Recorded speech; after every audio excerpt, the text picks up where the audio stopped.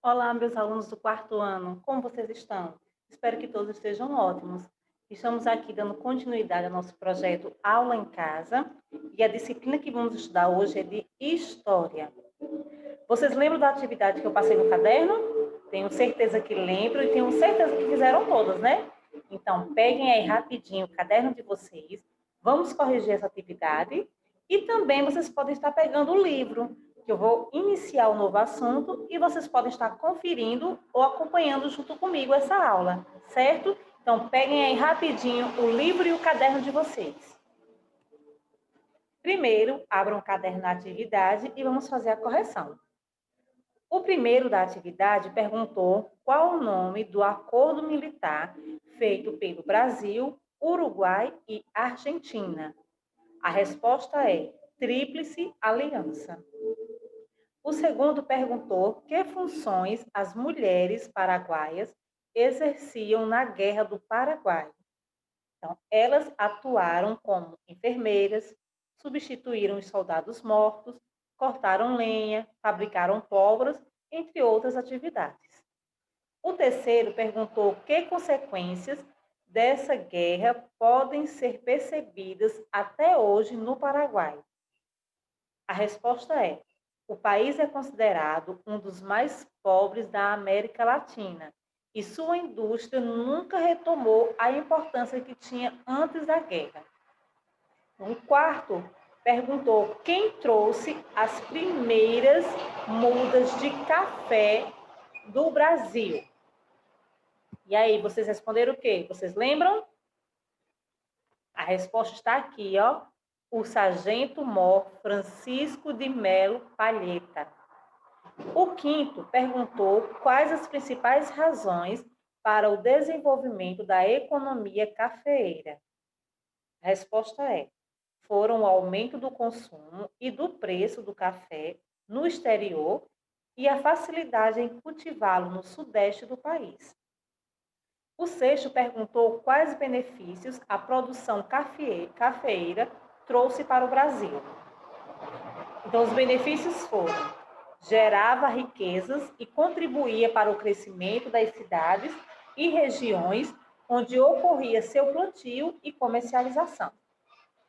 O sétimo perguntou em que ano nasceu o Barão de Mauá e quais as suas principais ideias. Então, ele nasceu em 1813. Entre suas principais ideias estava a defesa da abolição da escravatura, a valorização do trabalho assalariado e a necessidade de investimentos e tecnologia. Com o fim da correção, nós vamos iniciar um novo assunto. Esse será no livro, no capítulo 4. Vocês podem estar pegando o livro e acompanhando junto comigo. O trabalho e a imigração. Durante o século XIX, diversos países europeus passaram por guerras e transformações políticas que enfraqueceram sua economia.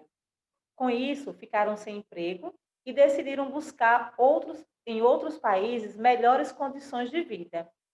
Nesse contexto, muitos trabalhadores vieram para o Brasil com a esperança de conquistar pedaços de terra. Então, os brasileiros, donos de grandes fazendas, eles estavam acostumados a lidar com os escravos. Ou seja, eles não pagavam, eles tinham uma péssima condição de vida e não estavam acostumados com trabalhadores assalariados, como os imigrantes. Então, as condições de vida dos imigrantes, dos primeiros imigrantes, foram relativamente parecidas com as dos escravos, justamente porque os donos de fazenda eles não estavam acostumados com esse tipo de trabalho pago. Então, eles eram submetidos a muitas horas de trabalho diário, tinham de produzir muito e só podiam sair da fazenda depois de pagar a dívida que era contraída com os patrões. Então, não era interessante, não era do interesse dos cafeicultores que os imigrantes tivessem sua própria terra e assim trabalhassem nas terras que pertenciam aos brasileiros. Então, com o passar dos anos, alguns poucos imigrantes conseguiram conquistar um pedaço de terra, pois esse era o objetivo deles.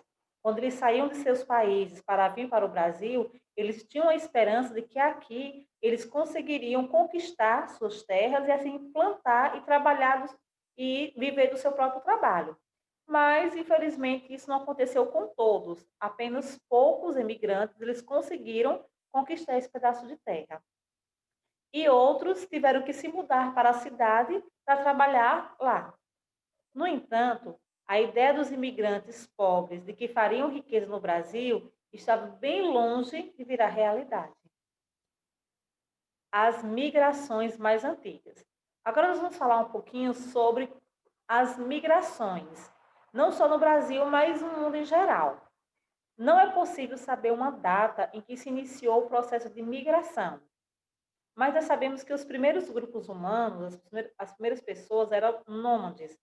Nômades são pessoas que não vivem apenas em um lugar só, não se fixam em um só lugar.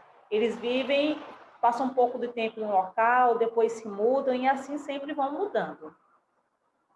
Então, há mais de 10 mil anos, esses nômades eles andavam grandes distâncias para buscar alimento, água e abrigo. Então, naquela época, o planeta Terra ele era muito frio. E onde hoje existem os mares e os oceanos, antigamente eram grandes geleiras. E isso possibilitava que as pessoas pudessem caminhar sobre eles. Até hoje, nós não sabemos ao certo quando e como a região que forma aqui o Brasil foi ocupada. Nós não sabemos como é que os primeiros habitantes vieram chegar aqui. Apenas sabemos que as pessoas migraram e chegaram aqui e que elas vieram de terras que conhecemos hoje como África, Austrália e Ásia. Então, os imigrantes no Brasil. O Brasil recebeu cerca de 4 milhões de estrangeiros entre o final do século XIX e início do século XX. O maior número chegou entre 1887 e 1930. Inicialmente, os italianos foram o maior grupo europeu que vieram para o Brasil. A grande maioria se instalou lá no estado de São Paulo.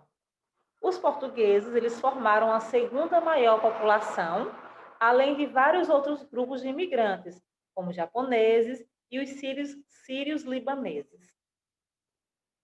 No entanto, desde os primeiros anos de imigração, houve denúncias feitas pelos imigrantes. Quais eram essas denúncias?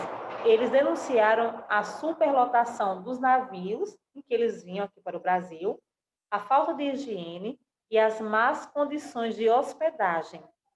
Também o endividamento com os patrões brasileiros que cobravam os custos de viagem e o uso das ferramentas de trabalho e o aluguel das habitações dos trabalhadores.